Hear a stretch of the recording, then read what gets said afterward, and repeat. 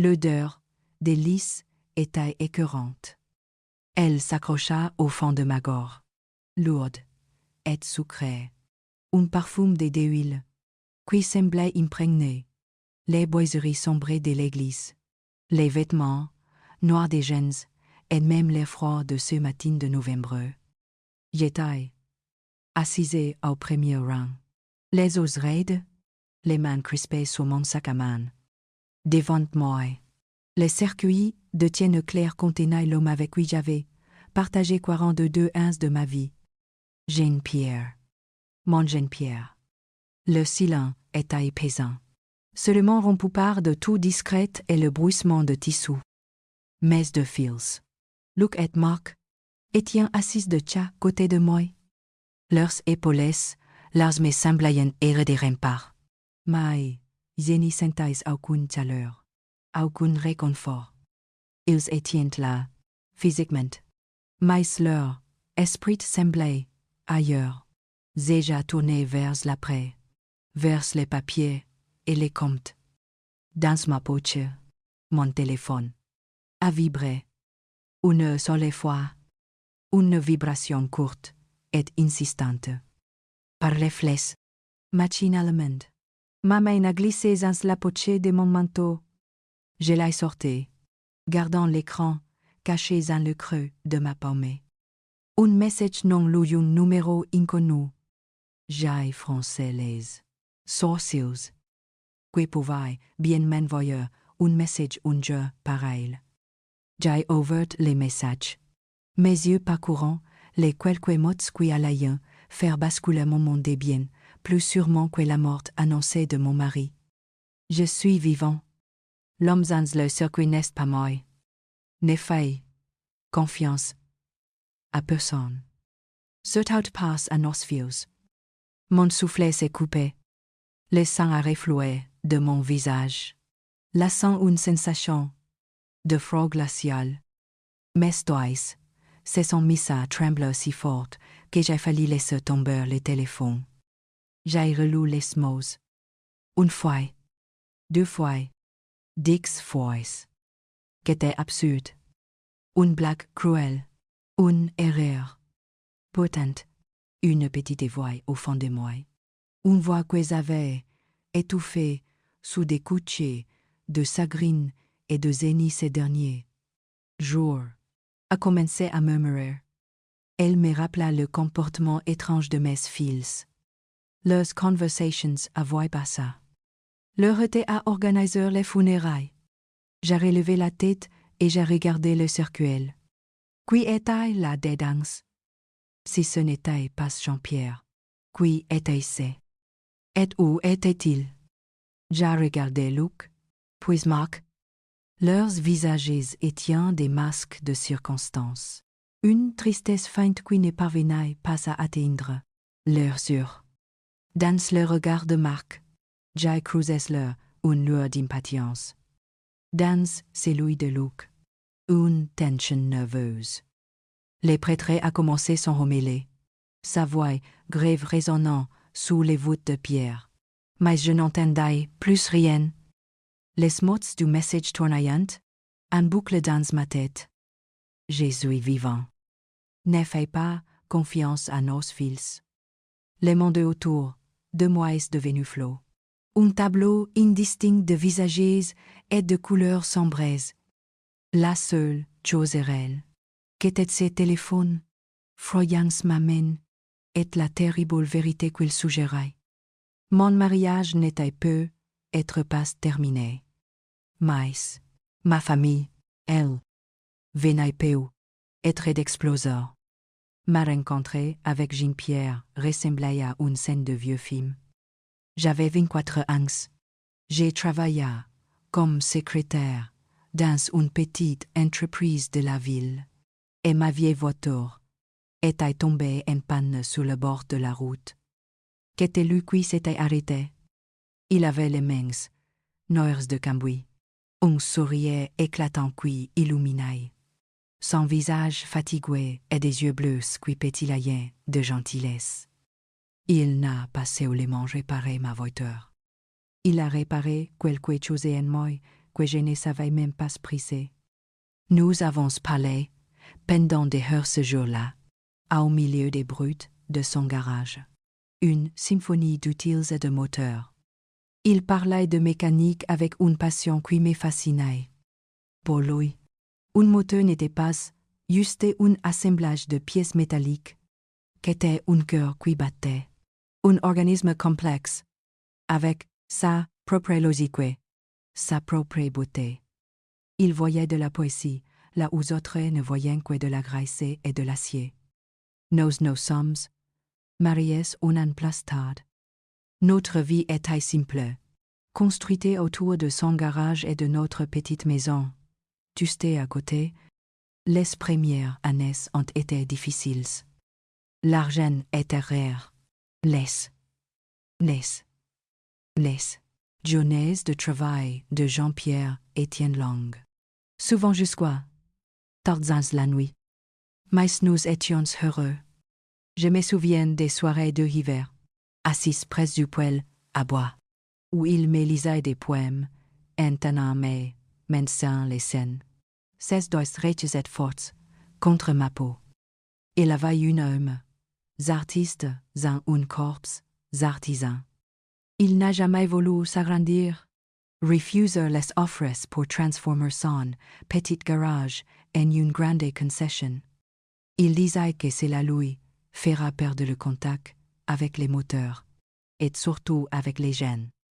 Il aimait les histoires que chaque voiture racontait.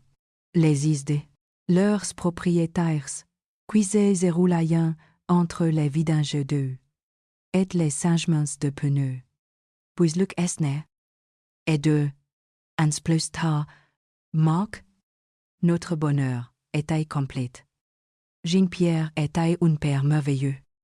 Patient, aimant, toujours prêt à construire des cabanes dans ses jardins, ou à expliquer le fonctionnement d'une bielle à des petits garçons aux yeux écarquillés. Il leur a transmis sa passion pour la mécanique, mais aussi ses valeurs. L'honnêteté, les devoirs bien faits, les respect des autres. Les garages est devenu leur terrain de jeu, puis leur lieu d'apprentissage.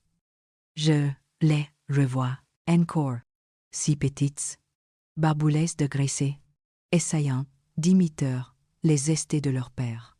Une clé à molette trop grande pour leurs mains. Nous avons travaillé pour leur offrir la meilleure éducation possible, pour qu'ils aient des soins que nous n'avions pas eus. Nous avons économisé ce pas pour financer leurs études. Luc est devenu comptable. Un homme pragmatique et organisé. Marc, plus charismatique, a fait une école de commerce. Nous aériens, si fiers. Nous pensions avoir aussi. Leur avoir donné les racines et les allées dont ils avaient besoin. Le changement a été insidieux. Une lente érosion de nos valeurs familiales. Il a commencé quand Marc a rencontré Sophie. Elle venait d'une famille très riche, des industriels de la région. Sophie était élégante, ambitieuse. Et les voya, le monde à travers le prisme de l'argent et du statut social. Au début, j'ai essayé de l'aimer, de l'accueillir dans notre famille simple. Mais il y avait toujours une distance, un léger mépris dans son regard.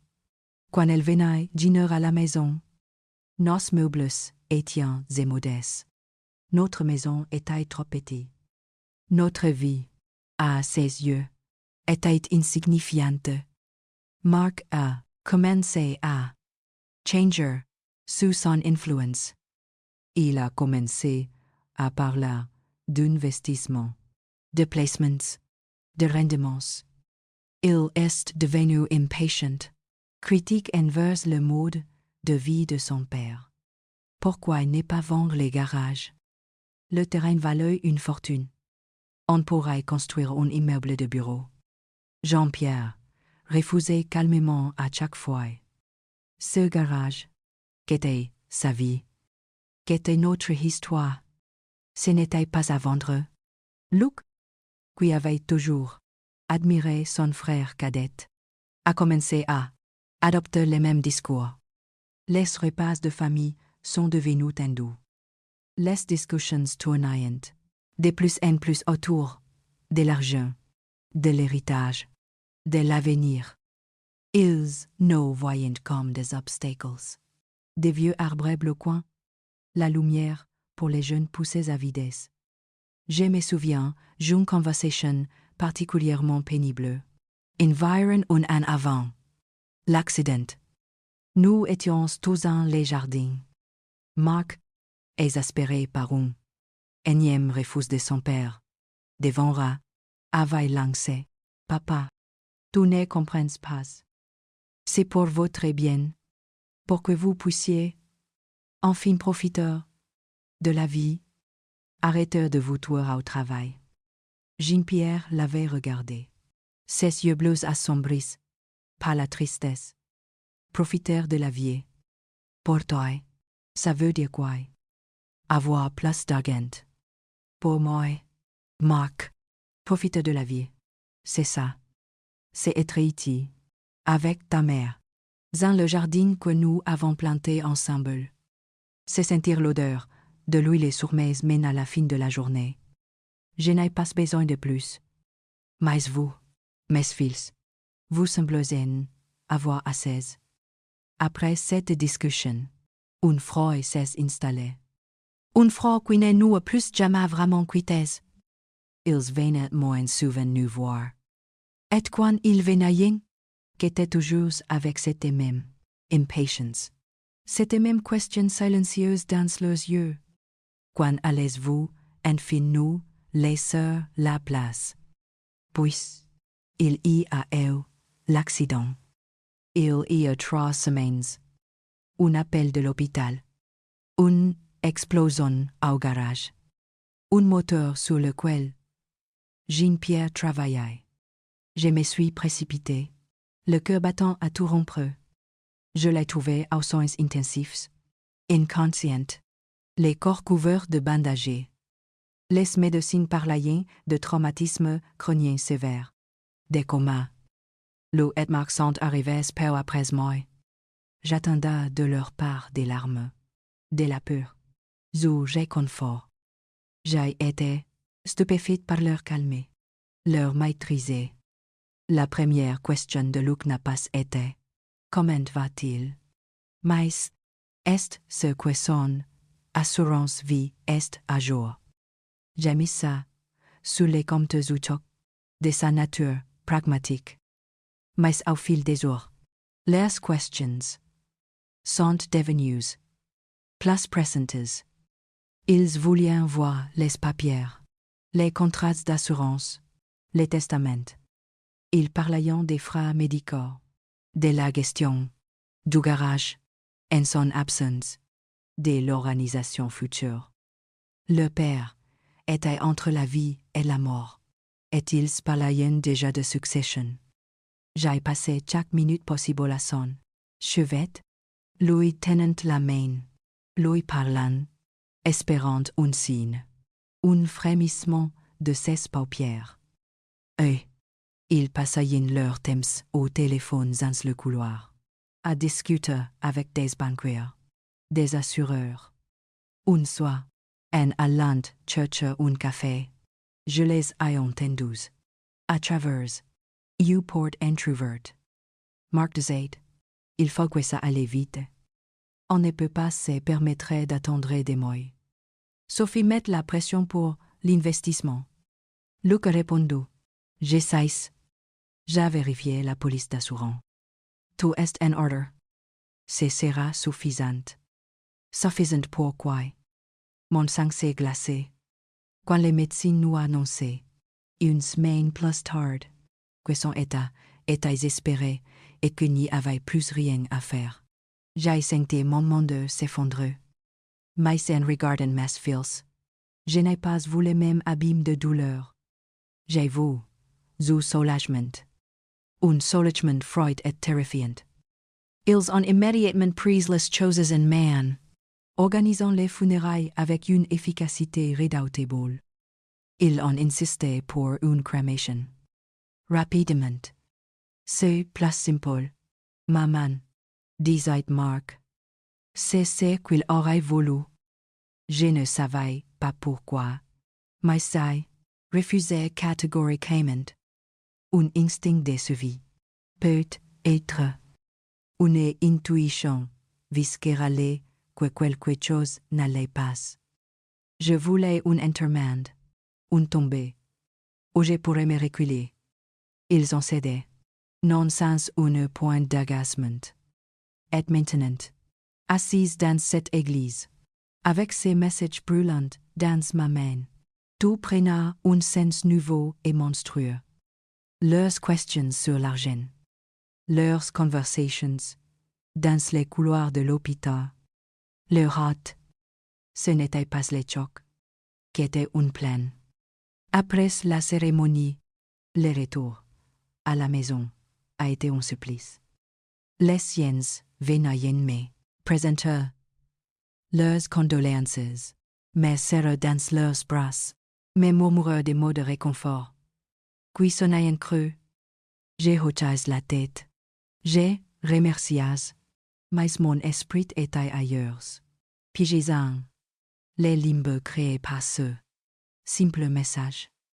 Luc et Marc joignent leur rôle à la perfection. Accueillons les invités, servant les cafés, leurs visages, affichant une peine convenue. Sophie, la femme de Mar, flottait parmi les scènes. Son élégance noire étonnante dans notre modeste salon. Elle observait tout, calculait tout. Je la sentais médiocre, se demandant probablement combien d'heures temps je maîtrise à m'effondrer pour qu'ils puissent enfin passer à autre chose sérieuse. Dès que les derniers invités est parti, l'atmosphère a changé. Les masques sont tombés. Luc a posé sa mallette sur la table de la cuisine. Bonne, maman. Il faut qu'on parle des aspects pratiques.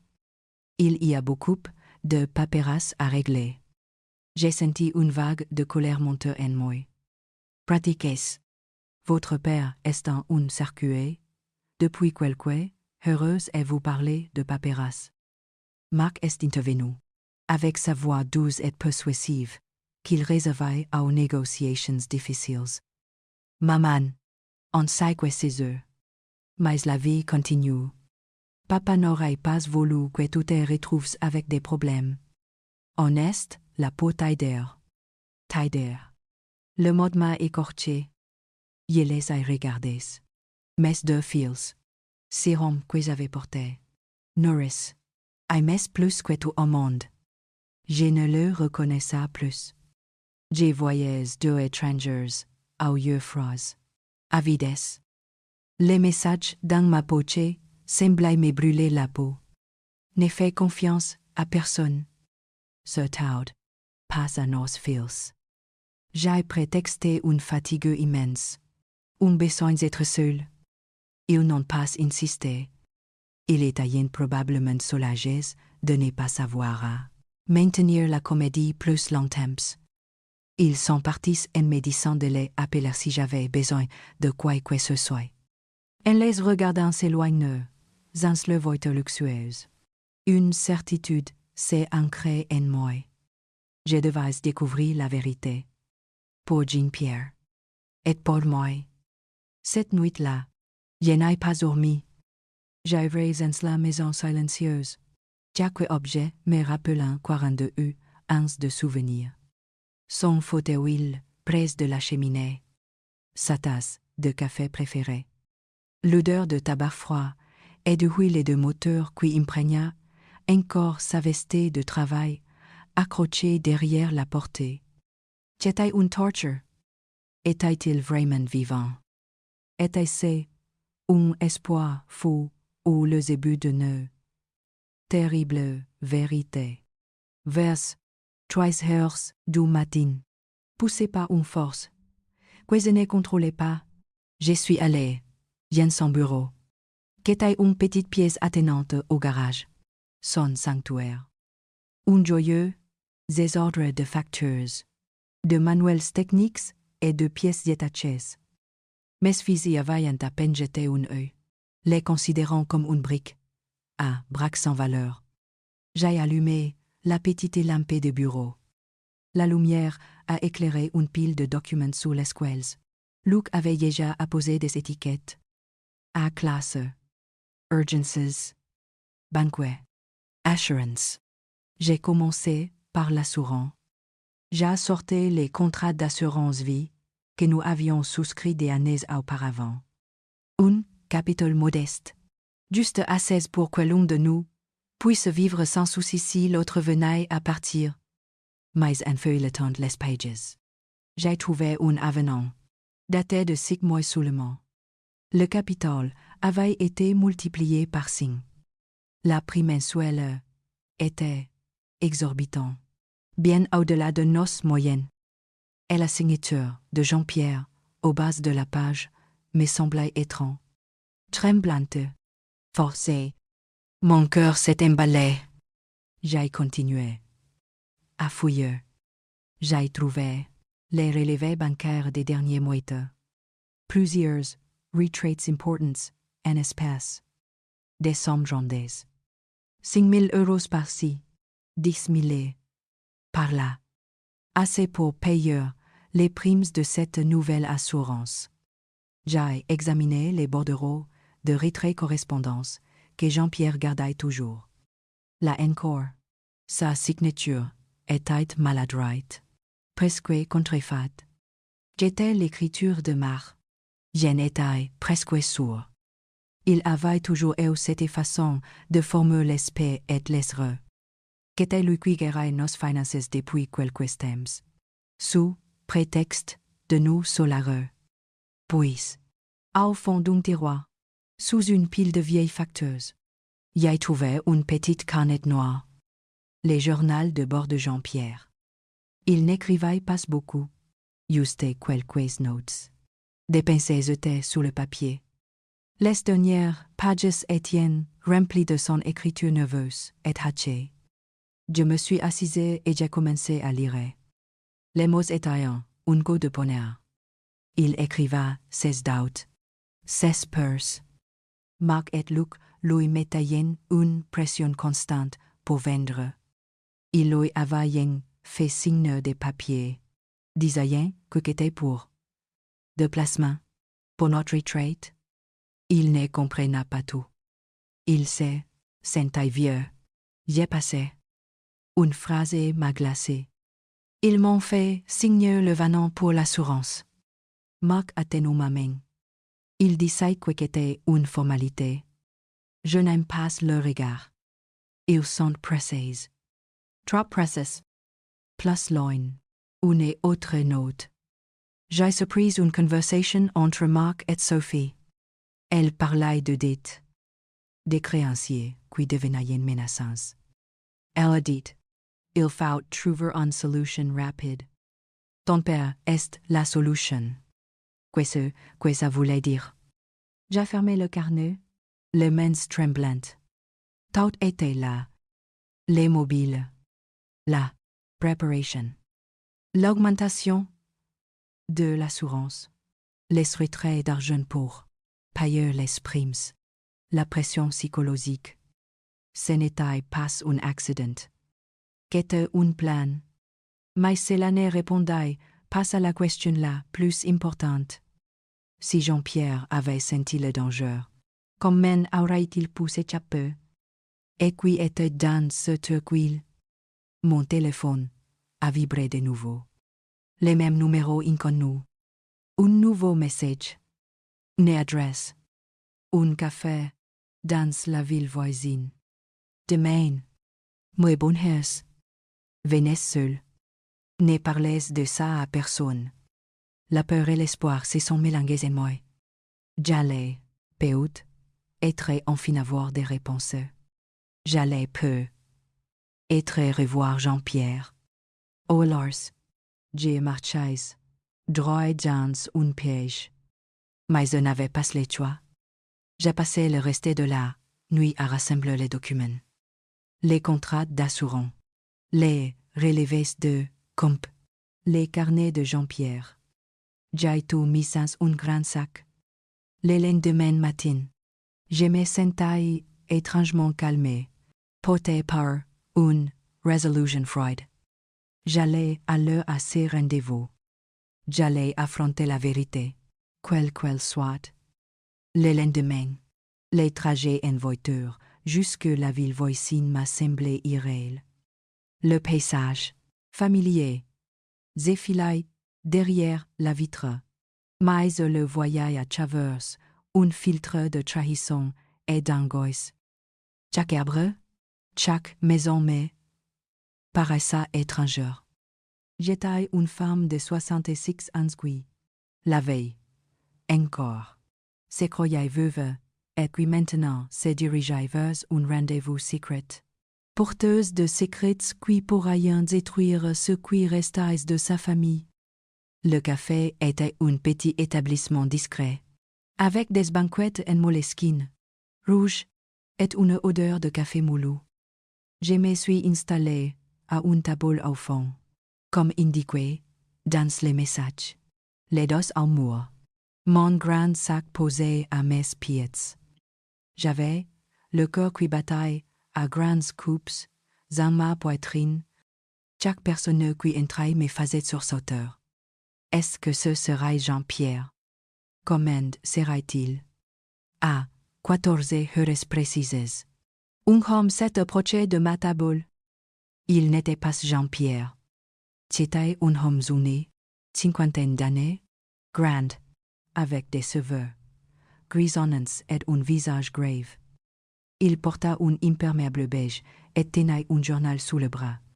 Il s'est assis en face de moi sans un mot et a posé le journal sur la table. Madame Dubois. Je suis Pierre Dubois. Un détective privé. Son nom ne me disait rien. J'ai froncé les sourcils. Méfiante. Je ne comprends pas. Qui vous envoie? C'est votre mari, madame. Jean-Pierre. Il m'a engagé il y a 2 mois. Il avait des doutes sur vos fils. Il sentait que quelque chose est préparé. Mes mains se sont mises à trembler. Alors, il est vraiment vivant. Où est-il? Est-ce qui va bien? Dubois a hoché la tête lentement. Il va bien. Il est en sécurité. Mais la situation est extrêmement dangereuse. Pour lui, et pour vous. Il m'a demandé de vous contacter après les funérailles. Quand il serait sûr que vous seriez seul et que vous auriez pu être commencé à voir les choses clairement. Le messager était lui. Il voulait vous alerter. Il a tout expliqué. D'une voix calme et posée qui contrasta avec le chaos en maté. Jean-Pierre, se sentant menacé, avait contacté ses détectives. Ensemble, ils avaient ainsi couvert l'ampleur des dettes de Marc et Sophie. Des investissements hasardeux, un style de vie au-dessous de leurs moyens. Ils étaient au bord de la faillite. Les garages et l'assurance vie étaient leur seule portée de sortie. Conscient que ces filles ne reculaient rien devant rien, Jean-Pierre avait élaboré un plan incroyable, désespéré. Avec l'aide de Dubois, il avait trouvé un moyen de se procurer le corps d'un homme sans famille, décédé de mort naturelle dans un hospice et dont la corpulence correspondait à la sienne. La veille de l'accident, il avait échangé les corps à la morgue municipale. Gré à un contact de Dubois, c'est ce corps qui a été transporté au garage. Jean-Pierre a ensuite mis en scène l'explosion. Une petite déflagration contrôlée, suffisante pour rendre les corps méconnaissables et pour justifier un coma et une mort rapide. Pendant que j'étais à l'hôpital, veillant un inconnu, mon mari se cachait, attendant le bon moment pour agir. C'était une réussite tellement énorme tellement invraisemblable que j'avais eu mal à y croire. Mais cela expliquait tout. Les messages. La hâte de mes fils. Les refus de Jean-Pierre de Céder. J'ai sorti les documents de mon sac. L'assurance. Les relevés bancaires. Les carnets. J'ai l'étais étalé sur la table. J'ai trouvé ça hier soir. Dubois a examiné chaque pièce avec une attention professionnelle. Autant la tête de Thames en Thames. C'est exactement ce que nous pensons. Ils ont tout planifié. Mais il y a pire. Madame Dubois. Il a sorti un petit enregistreur numérique de sa poche. Votre mari a placé des micros dans son bureau il y a quelques semaines.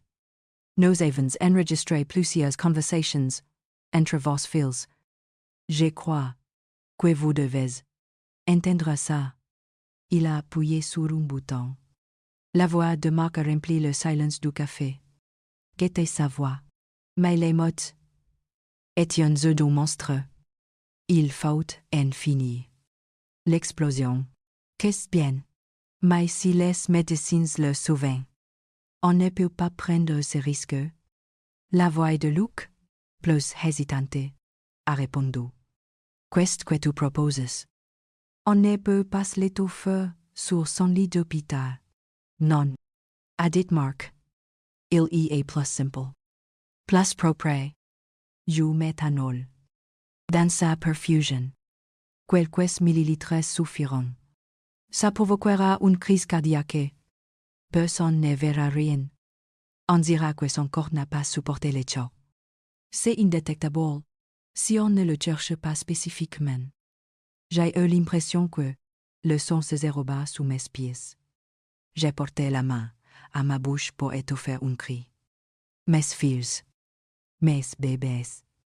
Il avait planifié de l'assassineur de sang-froid lorsqu'il était sans défense à l'hôpital. Ils voulaient empoisonner leur propre père. Dubois a arrêté l'enregistrement. Il me regardait avec une profonde compassion. Je suis désolé que vous ayez à entendre ça. Il a attendu que je reprenne un semblant de contenance. Puis il a dit, il y a autre chose. Un autre enregistrement. Celui-ci daté il y a 2 jours. Après l'annonce aux essais, il a de nouveau appuyé sur le bouton. Cette fois, qu'était Sophie qui parlait? Sa voix claire et chanchante comme du verre brisé. Et la mère, quest qu'on fait d'elle? Elle va hériter de la moitié de tout. La maison, les comptes en banque. Ça ne suffit pas. On a besoin de la totalité. La voix de Marc a répondu, après un silence. Laisse-moi gérer ça. On va attendre quelques semaines. Les thèmes squels se remettent du choc, puis on l'aidera à partir. Une dépression, c'est si courant, après la perte d'un conjoint. Quelques somnifères en trop d'anxiété. On trouvera une lettre d'adieu. Ça passera pour un suicide. Personne ne se posera de questions. Ce sera triste, mais propre, et on aura enfin ce qui nous revient. J'ai vomi. Je me suis penché sur le côté, et j'ai vomi dans mon sac à main, incapable de me contrôler. Les sons de ma propre détresse s'est mêlé aux voix de mes enfants planifiant ma mort. Dubois m'a tendu un verre d'eau. Ses yeux ne m'écoutaient. Il y avait aucune pitié dans son regard, seulement une détermination glaciale. Maintenant, vous savez tout. Nous avons les enregistrements. Nous avons des photos de Marc achetant les produits chimiques en ligne. Nous avons les dossiers complets de leurs dettes. Et nous avons votre mari, vivant, qui peut témoigner. La question est, Madame Dubois, qu'allons-nous faire? Je me suis redressée, essuyant ma bouche avec une serviette en papier. La douleur était si intense qu'elle en devenait une force. Les chagrins s'étaient transformés en une rage froide. Pure. Il n'y avait plus de mère en moi. Il n'y avait plus que la femme d'un homme qu'on avait tenté de tuer. Une femme qu'on avait prévu d'assassiner pour de l'argent. Il n'y avait plus de place pour le doute ou la pitié. Ils n'étaient plus mes fils. Tu tiens des criminels. On va aller à la police. J'ai dit. Ma voix, rauque m'a fermé. On va leur donner tous ces qu'on a. Et on va les faire payer pour ce qu'ils ont fait. Et pour ce qu'ils comptaient faire. Le chemin vers le commissariat était silencieux. Dubois conduisait, son visage impénétrable. À côté de lui, j'étais assise droit comme un piquet. Les sacs contenant les brevets et mon cœur brisé sur mes genoux. Chaque kilomètre nous rapprochait d'un point de non-retour. Je savais qu'une fois la portée de ces bâtiments franchis, ma vie, telle que je la connaissais, sera terminée. Il n'y aurait plus de repas de famille, plus d'appels les dimanches, plus d'illusions. Il n'y aurait qu'une vérité, crue et la justice qui s'en suivrait. Dubois, Neno, Apas Mnsao, commissariat local. Il connaissait un capitaine de la police judiciaire dans la grande ville voisine, un homme réputé pour son intégrité et sa ténacité. Un certain capitaine, le moine. Il ne voulait prendre aucun risque, craignant d'éventuelles fuites aux sympathies locales. Les moines nous arrêtaient dans un bureau austère. Sentant le café froid et le papier. Qu'était un homme massif, avec un regard perçant, qui semblait lire au fond de vous. Il a écouté les récits de Dubois sans l'interrompre. Son visage n'était sans aucune émotion. Puis, il s'est tourné vers Madame Dubois. J'ai une histoire, Chesgrave. J'ai besoin de tout entendre de votre bouche. J'ai parlé pendant près d'une heure. J'ai raconté les 42 ans de mariage, la naissance de mes fils, les changements progressifs de leur comportement, l'influence de Sophie. J'ai parlé de l'accident, de leur attitude à l'hôpital, de mes découvertes dans le bureau de Jean-Pierre. J'ai posé les documents sur son bureau, le contrat d'assurance, les relevés, les carnets. Ma voix tremblait parfois, mais elle ne s'est pas brisée. Quand j'ai fini, une lourde silence s'est installée dans la pièce. Le moine a, longuement, regardé les papiers devant lui. Puis Dubois a sorti l'enregistreur. Il a fait écouter le deux conversations au capitaine. L'expression de le moine s'est durcie. La discussion sur le méthanol, puis celle sur mon suicide assisté. Il a écouté jusqu'au bout. Les visages de marbre. Quand ce fut terminé, il a éteint l'appareil. C'est bien. Nous avons un mobile financier solide, une planification détaillée, une tentative d'homicide, et un projet d'homicide. Et nous avons un témoin principal, votre mari, qui est en vie. Mais pour que les dossiers soient inattaquables, il nous faut une preuve matérielle irréfutable. Il faut que nous prouvions qu'ils ont bien essayé de l'empoisonner. Il m'a regardé droit dans les yeux. Madame Dubois, cela va être très difficile pour vous, mais c'est nécessaire. Nous allons devoir demander une ordonnance d'exhumation pour le corps qui est dans la tombée de votre mari. Nous devons faire une autopsie et rechercher des traces de méthanol. Si nous en trouvons, leur plan sera prouvé. L'idée des hétéreux, ces circuits, même s'ils ne contenaient pas une pierre, était horrible. Qu'était une profanation. Mais je savais qu'il avait raison. Qu'était le seul moyen. J'ai hoché la tête. Faites ce que vous avez à faire. Capitaine.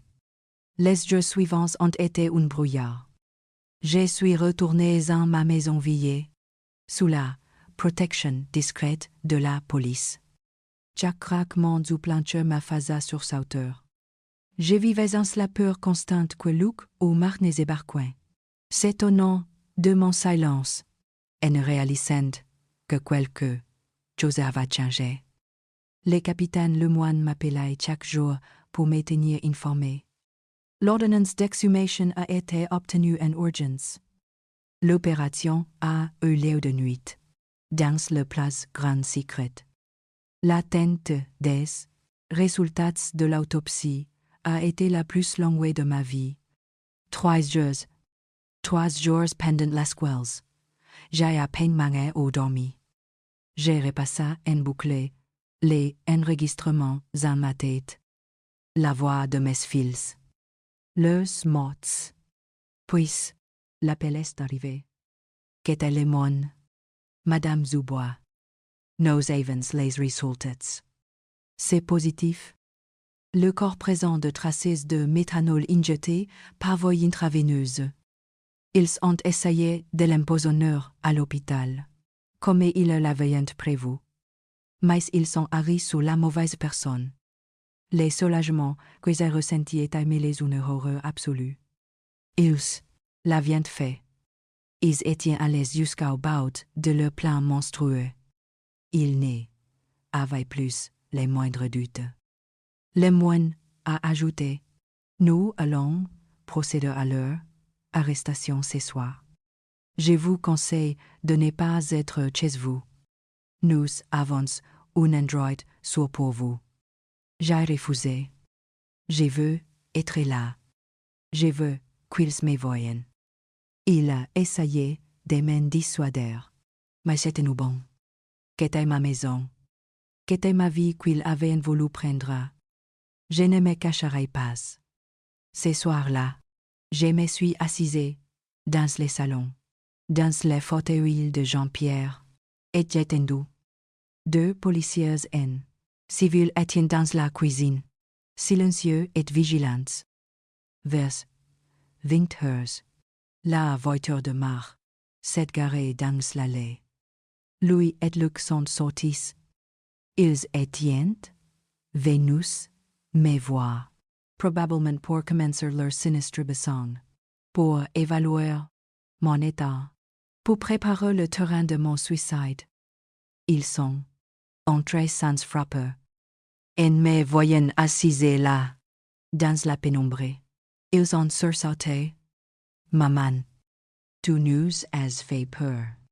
Tu n'as pas allumé les lumières. Je ne les ai pas regardées. J'ai fixé le mur en face de moi. Pourquoi êtes-vous venus? Marc et pris son ton le plus mielleux. On s'inquiète pour toi. Tu ne réponds plus au téléphone. On voulait voir si tout allait bien, si tu avais besoin de quelque chose. C'est alors que le capitaine, Lemoine et ses hommes sont sortis de l'ombre. Les lumières se sont allumées d'un coup. Luc Dubois. Marc Dubois. Vous êtes en état d'arrestation pour le meurtre de votre père et pour complot en vue de commettre un meurtre. Les chocs sur leurs visages étaient totaux. L'incompréhension, puis la panique. Meurtre. Mais il est mort dans un accident. De quoi parlez-vous? C'est absurde. C'est à ce moment-là que je les ai regardés. Pour la première fois de la soirée, j'ai croisé leurs. J'avoue la peur, la culpabilité, la prise de conscience que tout était fini. C'est moi. J'ai dit d'une voix vide. J'ai zato. Pour l'assurance, pour le méthanol, pour ce que vous comptiez me faire. Le visage de Marc s'est décomposé.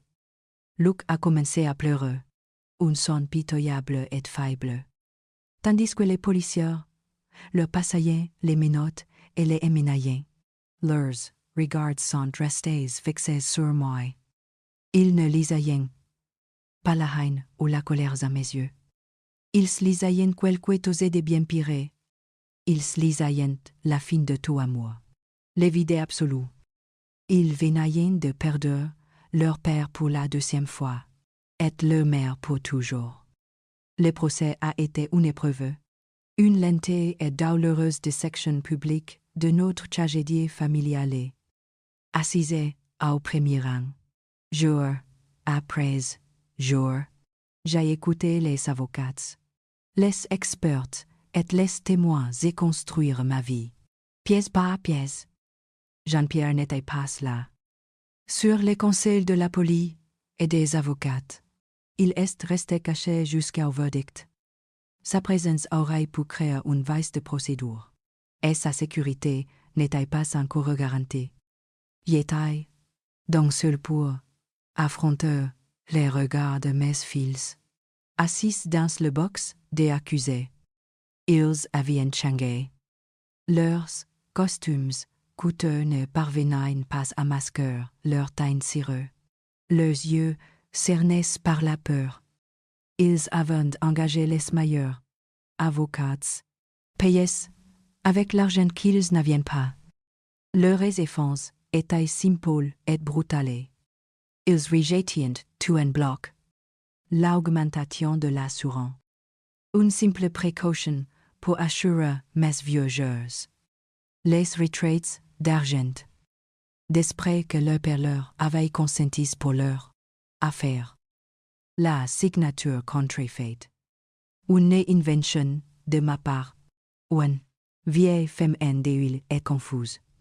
Quant aux enregistrements, leurs avocats ont plaidé qu'ils étaient des montages, des conversations sorties de leur contexte, des paroles en l'air prononcées, sous le coup de la colère et du stress. Ils ont tenté de me peindre comme une mère instable, manipulée par un détective privé vers eux. M. Dubois, qui aurait tout inventé pour toucher une prime. Jésus témoigneur. Monter à la barre a été l'un des moments les plus difficiles de ma vie. Le procureur m'a interrogé avec douceur, me faisant raconter mon histoire. Puis se fout le tour de l'avocat de la défense, un homme au sourire carnassier. Il a essayé de me déstabiliser, de me faire passer pour une. Madame Dubois, n'est-il pas vrai que vous en vouliez à vos fils de leur réussite? N'étiez-vous pas jalouse de leur train de vie, de l'influence de votre belle-fille? N'est-il pas possible que toute cette histoire ne soit qu'une vengeance, une façon de détruire ce qui vous en éclipsé? J'ai levé les yeux vers lui, et au-delà, vers mes fils. La douleur avait laissé place à une étrange sérénité. Non, maître, je n'ai jamais été jalouse. J'étais fière. J'étais leur mère. Mon seul chagrin, qu'était de voir que l'amour que nous leur avions donné, mon mari et moi, valait moins à leur que de l'argent. Je ne me venge pas. Je cherche la justice pour l'homme qu'ils ont essayé de tuer, et pour la mère qu'ils s'apprêtaient à éliminer. La preuve la plus accablante est venue de l'expert en médecine légale. Il a expliqué, avec des termes cliniques et froids, comment le méthanol avait été diététisant les corps exhumés. Il a écrit ses effets. Une mort lente et douloureuse, simulant une défaillance cardiaque.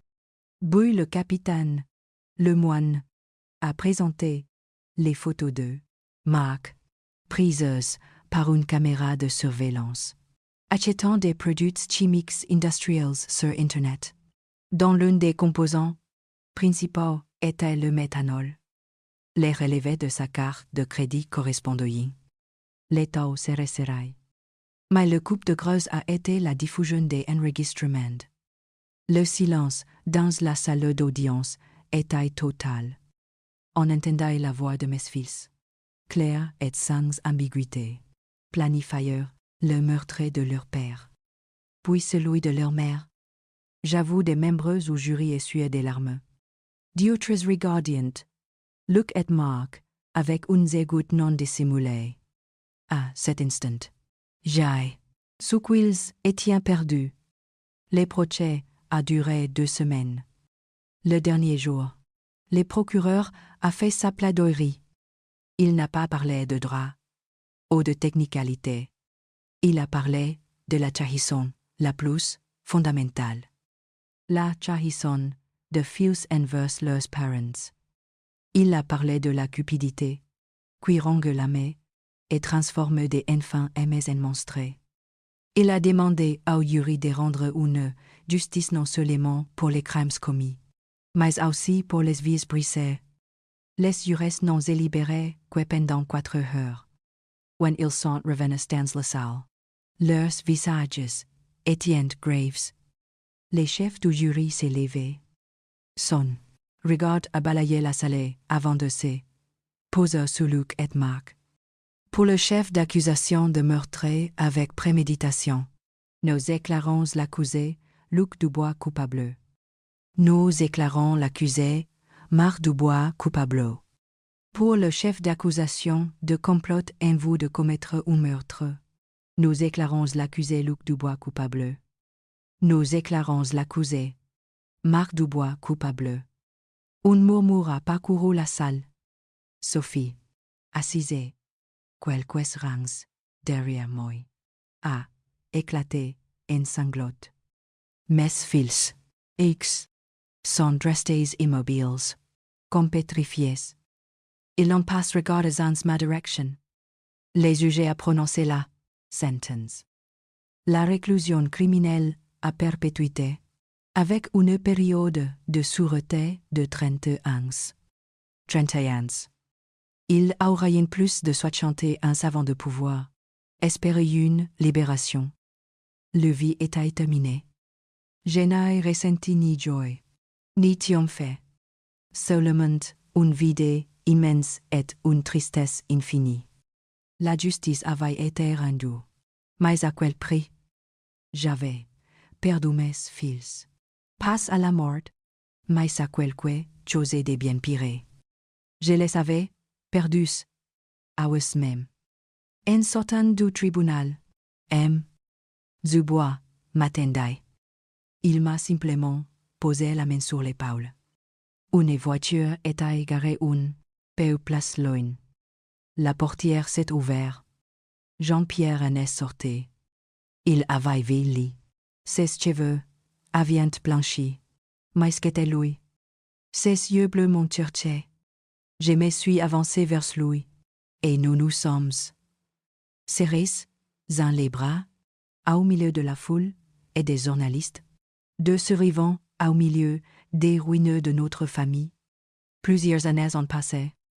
Les bruits du procès s'estompaient, laissant place à une vie plus calme, reconstruite sur les fondations de notre amour.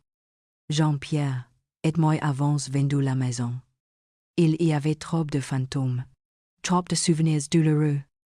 Nous avons acheté un petit appartement en ville, place simple à entretenir, avec un balcon fleuri qui donne sur un parc. Jean-Pierre ne travaille plus la mécanique. Le bruit de moteur lui rappelle trop de choses. Il a trouvé une nouvelle passion dans les jardinages, passant ses journées les mains dans la terre. Non plus, dans le cambouis. Il dit que faire pousser des choses, voir la vie éclore, l'aide à guérir. Le rarage, lui, n'existe plus.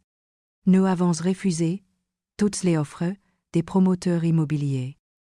À la place, nous avons utilisé une partie de l'argent de la vente de la maison pour le transformer en un jardin public, un petit havre de paille, avec des bancs, des rosiers et une grande tienne au milieu. Nous l'avons appelé le jardin du souvenir. Ce n'est pas un mémorial pour nos fils perdus, mais un mémorial pour la famille que nous avons été, pour l'innocence qui a été détruite. C'est un lieu où les gens du quartier viennent lire, où les enfants Joen.